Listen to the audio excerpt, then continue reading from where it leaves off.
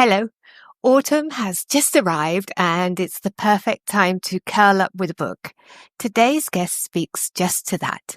His name is David Price and he's the owner of The Secret Kingdom's Bookshop. He's a regular bookworm and the perfect person to recommend some autumnal reads. He's chosen 3 books about Spain, and that'll be perfect for you if you're planning a holiday or you live here or you just want to get under the surface of the place.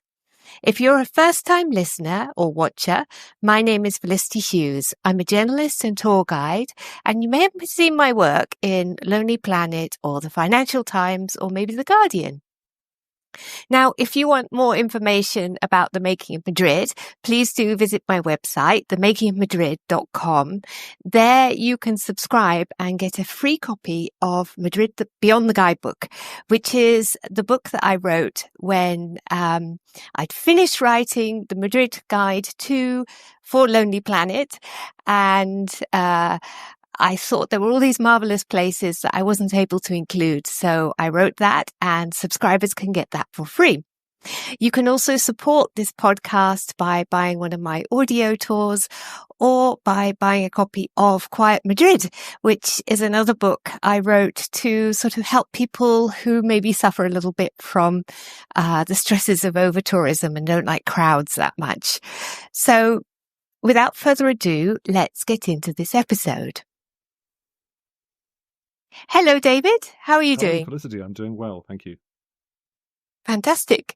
Last time we spoke, we were recorded together on, this was radio, which is like proper audio medium, was on Spanish radio. And we were talking about the books that we produced together. And I thought you were much more articulate than I was. So what a great guest to have on my podcast. And as well, because you know so much about literature and Madrid and you're a real bookworm. Oh. But if people don't know what we're talking about, was it last year we published this book together? It was April 24. We actually finally got it published. I think we'd been working on it together since April 22, probably. It took quite a long time to pull together. Yes. Post-pandemic. So it's the very first book you published when you... Absolutely. Yeah. Guide to Madrid's Literary District. If people don't know much about it, could you give them a brief overview? The origin of this book, the genesis of this book, if you like, came about because Secret Kingdoms, the bookshop, is in the heart of Madrid's literary district. It's sometimes called Huertas or Market Gardens. And it's the streets that kind of flow down from Plaza Mayor across Plaza Santa Ana, most of the way down to Atocha. And Huertas itself is the great street that goes, cuts through the heart of it. And it's the area where once Madrid became the capital of Spain, the literary gang settled, if I can put it that way. Mm-hmm. It had the first theatre, contemporaneous on the Globe and the Rose, and it had all the great writers of the Spanish Golden Age. And interestingly, it seemed to roll on, as you know very well, Felicity, having written the book, through the centuries that followed.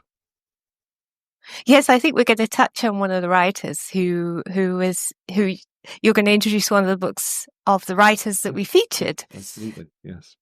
Mm-hmm. So if anyone wants to know about Barrios Letters, they can come into your bookshop and buy this. Absolutely. So can you explain where your bookshop is exactly? Sure. To get to Secret Kingdoms, which is at Calle Moratín number 7, the easiest way is probably to go on the very crowded light blue metro to the Anton Martin metro station. And there were only about 70 or 80 meters out of the Boca del Metro, out of the mouth of the metro, that throws you out onto Calle Moratín itself, just on the corner of Plaza Anton Martin. And are your customers, do you get a lot of visitors to Madrid, people who live in Madrid? It's the real mixture. When we first opened up, we thought that our primary customer base would be expats, people living in Madrid but whose native language is English, plus tourists. In fact, it's been much more global, people whose second language is English very often. And a particularly joyful thing has been that we have a big proportion of our customers, probably a full third of them, who are Spanish.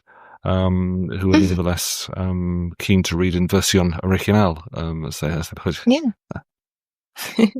I think the majority of my listeners tend to be either tourists thinking of going to visit Madrid or people who live in the city wanting to get to know it better. So do you have sections for those people? Oh, yes, absolutely.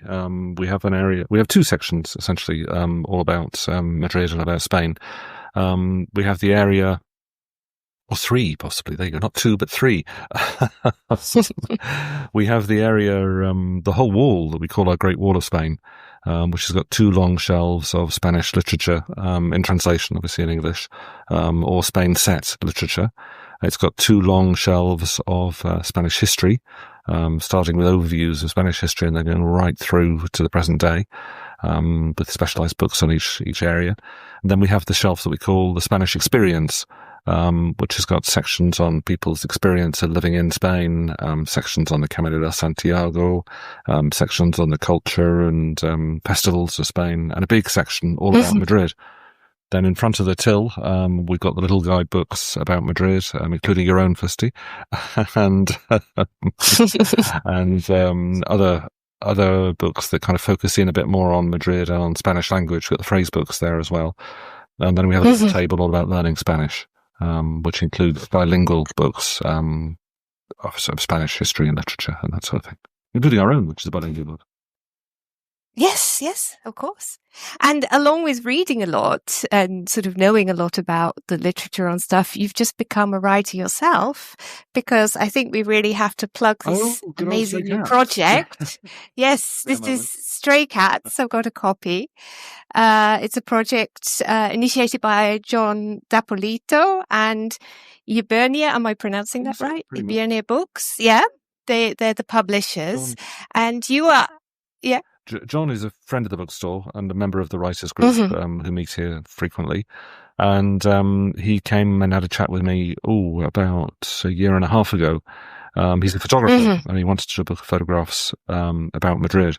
And I suggested that it needed something a little bit more than just being a photograph album. And he went away and had a think about it, and I think had a chat with Hibernia as well, and came up with this wonderful idea of inviting people who've made their homes in Madrid but aren't from Madrid, and could thus be described as stray cats, which is remarkably appropriate at this moment. He's a regular appearance. He makes regular appearances on the podcast, often uninvited. Fantastic. Well, your essay was really interesting, though, because it talks about when you arrived in the city. I believe that was the 90s, yes, right? And it was a very different city. Totally different city, absolutely.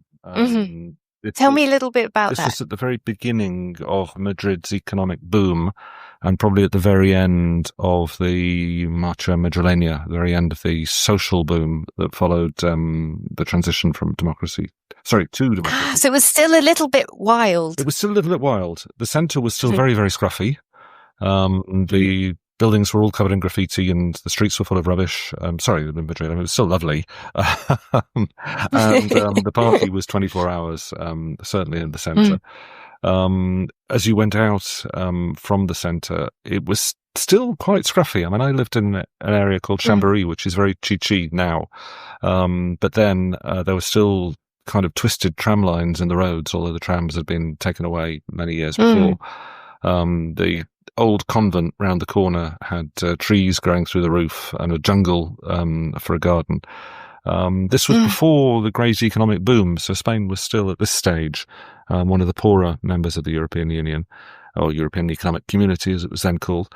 And it was kind of scruffy, very charming scruffy, but kind of scruffy. And one of the big changes over the 27 years I've been here, which is terrifying, is how Madrid as a whole has become a wealthier city, has gentrified. I mean, symbolic, if you like, is that ruined nunnery round the corner from where I first lived in Madrid is now a very smart international school. And that kind of sums up the increasing cosmopolitanization, if that's a word, of Madrid.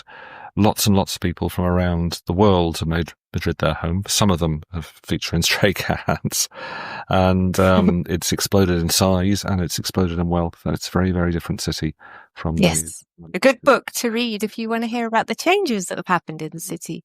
And I think one of the things that you mentioned in the essay as well was that you were there at a kind of turning point, the 2004 Atocha bombings. You said it was the end of Madrid's innocence. Yes, I think that's very fair. I was actually working in an office on Plaza Colón at the time, and I remember just hearing sirens after sirens after sirens as everybody, as all the ambulances headed south to Atocha station. And yes, it was the end of Madrid's innocence, the end of Spain's innocence to a degree, in the same way that perhaps the Twin Towers bombing just 2 or 3 years earlier was the end of the world's innocence. Lots of things changed after that. It's strange, actually, more cheerfully, because it's hard to be cheerful about that. I mean, a loss of innocence and a harder switch for the world, but the 11th of September was the Twin Towers, obviously, and just 2 years before the Twin Towers, the 11th of September, was when I started going out with my Spanish girlfriend. And Beatriz. Absolutely. That was 11th of September 1999, and it was the 11th of March, which of course was the Atocha bombings date, but years before it, when I proposed to Beatriz. So we have two very important dates, two very happy dates in our own lives, which are obviously less happy dates for the world as a whole. But no, we all need these happy counterpoints to the sorrows. Absolutely. So you're like me in a way, because anyone who gets married to a Spaniard, that's pretty much it, unless they're a massive Anglophile or love America or whatever. The Spanish are a very rooted people, absolutely. But now you're rooted too with the Bookshop. And so I think we should get into the topic today, which is your autumnal recommendations for books. Yes, books, yes. So you've got 3 books for us today, is that right? I aimed for a bit of a mix, all Spain related, but very, very different books.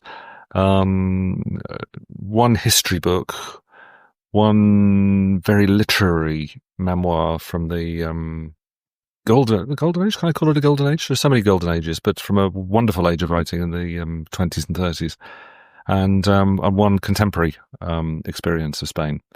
The first one's a history book. It's written by Giles Tremlett, and it's about Isabella of Castile, who was, of course, one of the Catholic monarchs. And it's a very chunky, albeit very readable, very straightforward biography of the queen on whom the axis of the world turned. Before Isabella of Castile, the world was medieval. After Isabella of Castile, the world was early modern, for good or ill in many ways. She seized, some say usurped, the throne of Castile at the age of only 23, having a couple of years earlier married against the wishes of the king of Castile, the heir to the throne of Aragon, Ferdinand. And Ferdinand and Isabella together became the Catholic monarchs. And they brought a kind of modernity to what had been a fairly chaotic medieval state. They hugely increased royal authority. They carried out the reconquest is a controversial word, but they certainly conquered the Kingdom of Granada, the Emirate of Granada. In the same year, they expelled the Jews from Spain. And in the same year, they sent Columbus off on the first of his voyages, which was... Yes, what a year. What a year. Oh, no, it's absolutely. 1492, right? The year on which the whole world turned, absolutely. Yes. And it's a fascinating book. I mean, Giles Tremlett's a great writer. He's probably most famous for Ghosts of Spain, which was his love letters to Spain and unpicking of the hidden horrors of the Civil War at the same time. Interesting combination in one book, but it's a wonderful book. Ghosts of Spain. This one I read soon after having watched the triple Televisión Español miniseries 1, 2, and 3 on the life of Isabel, and it really filled in the gaps for me. And strangely enough, speaking about reading a book after watching a series, it brought it to life for me. It really embedded it for me in the history of the time and the implications of what Isabella was doing, and all that's followed since.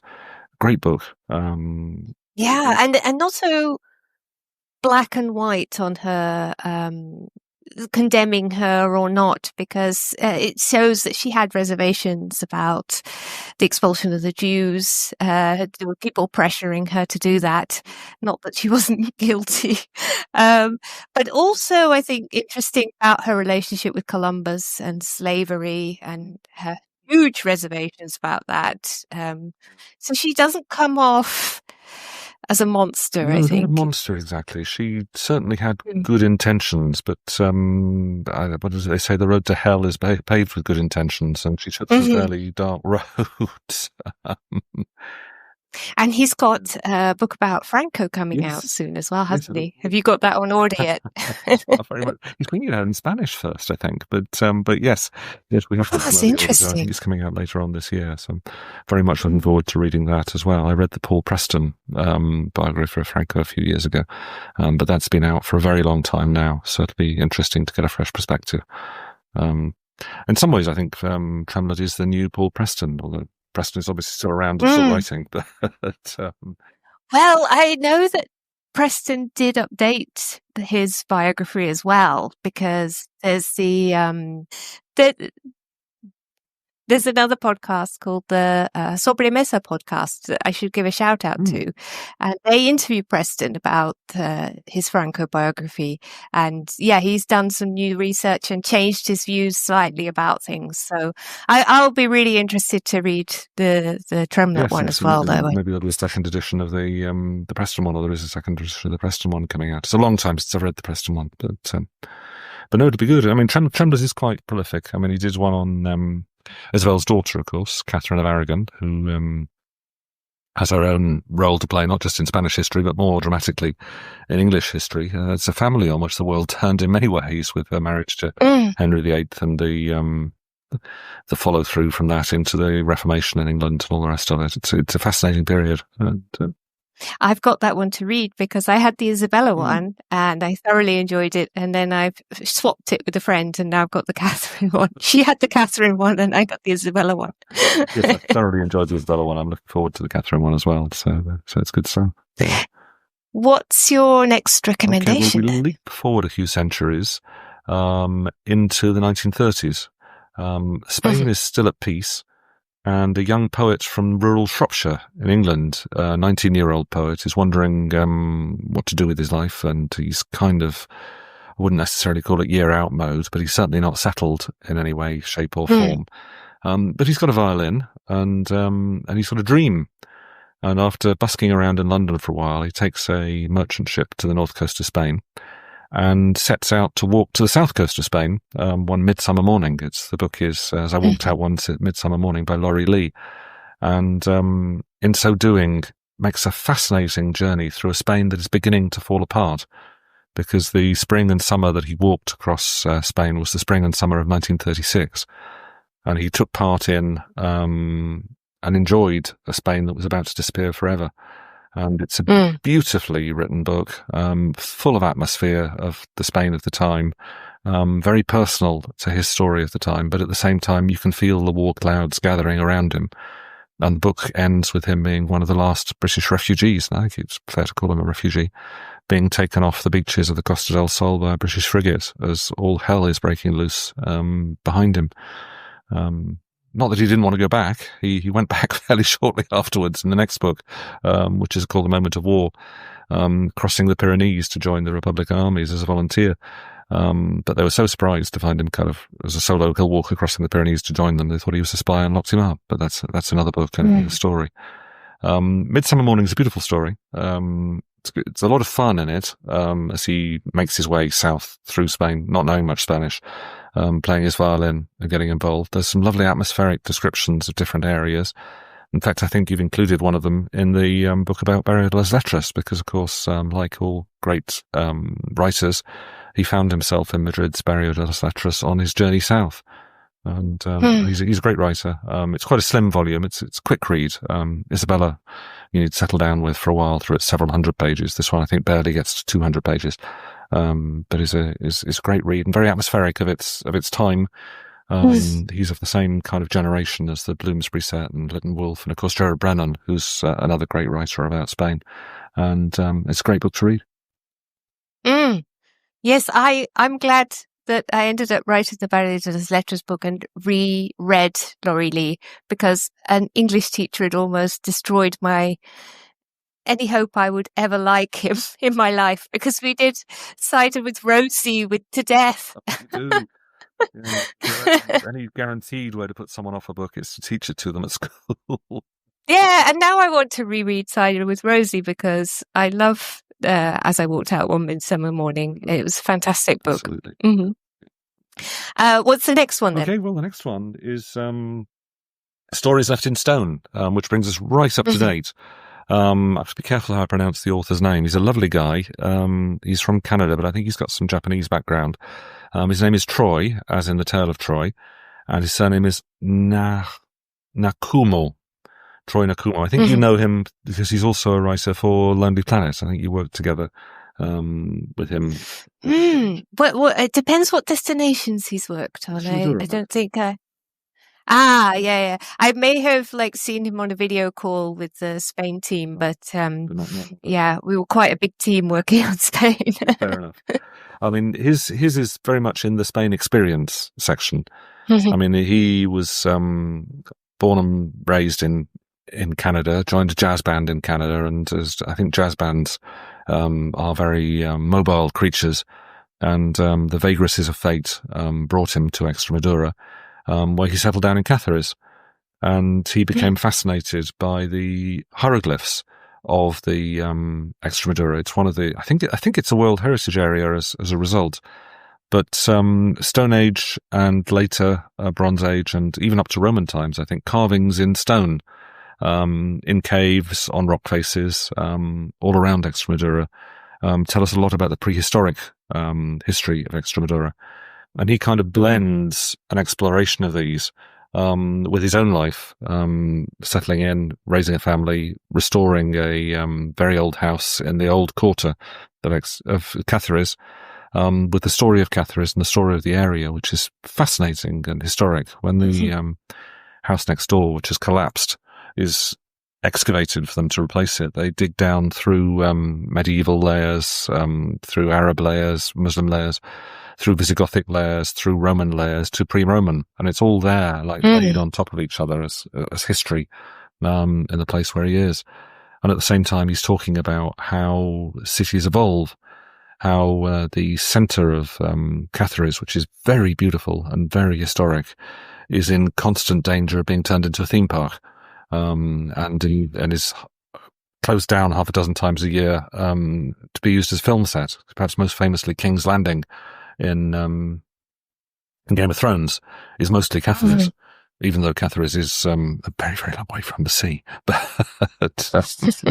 And he's a very nice guy. It's a lovely story. It covers the city of Cáceres. It covers the rural areas. It jumps backwards, forwards in time. It's a book that's very difficult to categorize. But he came and talked about it at Secret Kingdoms, and we had a lovely session with him. And it's a book I've read and will reread with great pleasure. I'm just double checking the Stories Left in Stone. That is, yes. Troy Nahumko. Yes, I was trained by Nahumko. Yes, that's the man. I was trained by himself how to say it, but I still struggle, I'm afraid. Funnily enough, it's I'm not sure how to pronounce it because I put an H in there. It's because you're an expert on Japanese, Felicity. I'd expect you to be all over it. Maybe the H arrived once they got to Canada or something. Excellent. Anyway, that about wraps it up for your autumn reads. What I like to do to round off the podcast is to get people to tell me what's their favourite place in Madrid, and it could be somewhere that's a little bit personal or secret, you can take a moment to think about it. Favorite place in Madrid, a little bit personal. It's got the word secret in the title. Well, it'd have to be my bookshop, really, wouldn't it? Secret Kingdom. Yes, because you always dreamed of having a bookshop, didn't you? Yes, ever since I was very, very young. I told my dad when I was 17 that I'd like to have my own bookshop, which he went pale and said, son, you know much less about books than you think, and you know nothing about having a business. And then you could almost see the light bulb going up above his head. So we'll go and do a corporate job for a few years, then you'll know better. 33 years of that later, finally got the bookshop. But no, I mean, Madrid there are lots of wonderful places in Madrid. The Retiro Park, I think, is fantastic. The area around the Plaza Mayor, although overrun by tourists, is absolutely beautiful. And a recent favourite place that I only discovered recently is the Royal Collections. I'm a bit of a history buff, as you can probably tell, and almost by chance stumbled on the new museum of the Royal Collections. Beautifully well put together, very chronological in its approach, which I always like in a museum. And you get a real insight into the lives of the royal families from Ferdinand and Isabella a little bit before to the present day, with a lot of amazing artifacts, including Charles V's full suit of armour, which you see in a lot of the Velázquez paintings and that sort of thing. So yes. I think they said he found it hard to wear because he had arthritis when it was made. Yeah. But or maybe it was made specifically for... Anyway, I'll have to look that up. It is a marvellous museum. I 100% agree with you. And to wrap things up, what's your favourite word in Spanish? Gosh, por favor springs to mind. I'm not quite sure why. I've always been told to mind my pleases and thank yous. And do you use the por fi? Por fi, yes, I use the shortened version. I probably use por favor too much. The English are very used to using please and thank you and everything all the time. Whereas when I first get to Madrid, less so now perhaps, you'd say to someone, could you do something por favor? And they'd say something, and they'd respond with something like, it's not any kind of favour, this is my job. The Spanish don't stand on ceremony so much. They don't say please, thank you all the time, which, I've just been in Japan and the pendulum swings in the opposite direction. You have to say, I'm sorry, thank you, please, all the time. Well, I'm looking forward to Japan. I often think the Japanese and the English have got a lot in common. Offshore island, off a big continent, complex relationship with it. So it'll be very, very interesting to see it. Oh, 100%, yeah. Okay, well, thank you so much for coming on the podcast. Is there anything you want to mention before we wrap things up? The trouble is this will probably go out a lot later, so events are difficult.